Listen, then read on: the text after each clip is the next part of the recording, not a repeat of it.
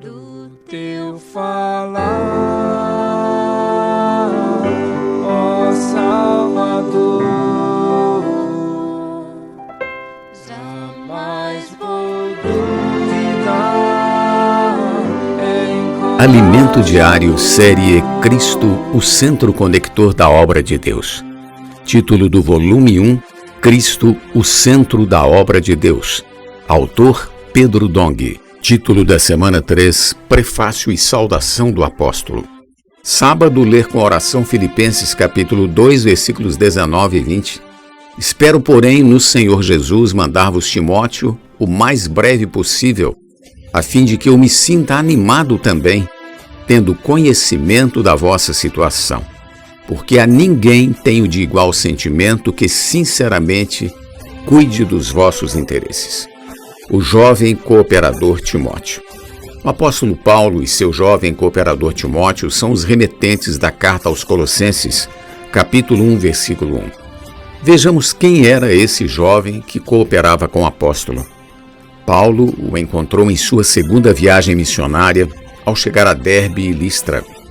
Em Atos, lemos que havia ali um discípulo chamado Timóteo, filho de uma judia crente, mas de pai grego, capítulo 16, versículo 1. Essa família provavelmente creu no Senhor durante a primeira viagem de Paulo. Timóteo era filho de Eunice e neto de Lóide, e eles tinham uma fé verdadeira sem fingimento. 2 Timóteo 1,5. Se considerarmos que a família de Timóteo creu no Evangelho durante a primeira viagem de Paulo, então Timóteo devia ser bem jovem quando acompanhou Paulo em sua segunda viagem missionária. Talvez tivesse entre 18 e 20 anos e tenha se convertido na adolescência com 14 ou 15 anos. Com base nesse exemplo, quero fazer um apelo a vocês. Vamos preparar nossas crianças e nossos adolescentes para serem úteis ao Senhor. Quando não tínhamos muita visão, o serviço de crianças servia apenas para que elas não perturbassem a reunião. Depois as crianças cresceram, tornaram-se adolescentes e o princípio continuou o mesmo. Contudo, precisamos mudar de postura em relação a essa questão. Na verdade, devemos infundir a fé neles. As crianças, os adolescentes e os jovens são as gotas de orvalho que Deus prometeu a seu Filho para formar um exército de jovens santos nos tempos finais, no tempo da aurora. Salmos 110:3, versão King James atualizada. Também lemos neste salmo: Teu povo se apresentará generoso no dia da convocação, versículo 3, parte A. Esse povo é a igreja, e o dia da convocação refere-se à chegada da aurora. Graças a Deus pela palavra profética. Por causa dela, estamos cientes de que esse momento chegou. Por isso, muitas igrejas voluntariamente estão se apresentando e lutando pelo reino de Deus. No contexto da passagem citada, Deus diz a seu Filho: quando chegar a aurora, eu vou dar-te um exército. Esse exército será formado de jovens santos que vão surgir como gotas de orvalho. Isso tem acontecido entre nós. As crianças, os pré-adolescentes, os adolescentes e os jovens têm surgido de todo lugar para anunciar o Evangelho. O Pai prometeu isso ao Filho quando disse: Eu, porém, constituí o meu rei sobre o meu santo monte Sião. Proclamarei o decreto do Senhor. Ele me disse: Tu és meu filho, eu hoje te gerei. Salmos 2, 6 e 7. Deus, na ressurreição de Cristo, precisou gerá-lo como o filho primogênito para cumprir a promessa de lhe dar as nações por herança e as extremidades da terra por sua possessão, regendo-as com vara de ferro. 8 e 9. O Pai deu ao Filho um exército numeroso de jovens santos. Por isso é nosso dever cuidar bem da nova geração. As crianças e os adolescentes são mais simples. Não têm os conceitos dos adultos. O adulto, por exemplo, quando sai às ruas para orar pelas pessoas e fazer colportagem, sente frio na barriga. Quando recebe um não, fica magoado e pensa: isso não é para mim. Com a criança é diferente. Ela põe em prática esse mesmo encargo sem frio na barriga, sem traumas nem conceitos. Considerando o testemunho de Timóteo, percebemos a importância de cuidar dos mais jovens. Quando Paulo levou Timóteo para pregar o evangelho nas cidades, eles enfrentaram perseguições e sofrimentos. Em Atos 17 lemos: então os irmãos promoveram sem detença a partida de Paulo para os lados do mar. Porém Silas e Timóteo continuaram ali.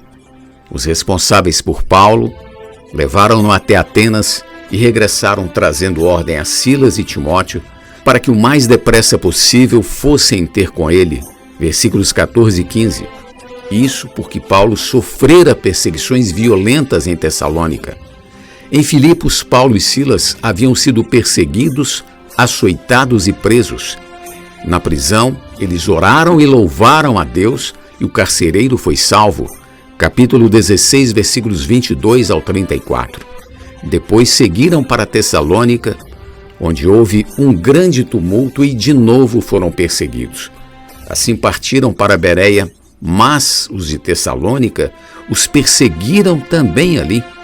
O jovem Timóteo, com 18 ou 20 anos, enfrentou muita pressão. Poderia ter desistido, mas ele não desistiu. Mesmo passando por tudo aquilo, Silas e Timóteo prosseguiram. Compreendem agora por que temos de aperfeiçoar os jovens? Vamos levantar nossas crianças, nossos pré-adolescentes e adolescentes como um exército. Não os desprezemos. Paulo estava na prisão e Timóteo ficava ao seu lado. Juntos, eles escreveram aos Colossenses. Saindo da prisão, Paulo visitou várias igrejas e, num assunto tão importante como admoestar a igreja em Éfeso, ele confiou a Timóteo essa tarefa difícil, que deveria ser feita por irmãos experientes. Naquele momento, Paulo contava apenas com aquele jovem. Quando precisou, ainda na prisão, enviar alguém para cuidar da igreja em Filipos, ele também enviou Timóteo. Filipenses 2,19. Esse jovem era o cooperador em quem Paulo mais confiava para cuidar dos irmãos, pois ele tinha um caráter aprovado. Vamos preparar nossos jovens. Convoco os jovens mais maduros, os valentes de Davi, para fazer parte da liderança e operacionalizar toda a obra de Deus. Eles poderão formar o núcleo energético da obra de Deus, o núcleo de onde Deus pode tirar energia para operar em sua obra. Pergunta de hoje: o que aprendemos com o exemplo de Timóteo? Jesus é o nosso Senhor. Do teu falar, ó Salvador,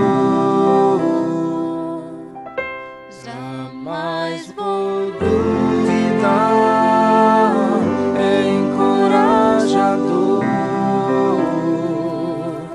fiel me faz andar, faz tua glória eu ver, o mal vem derrotar.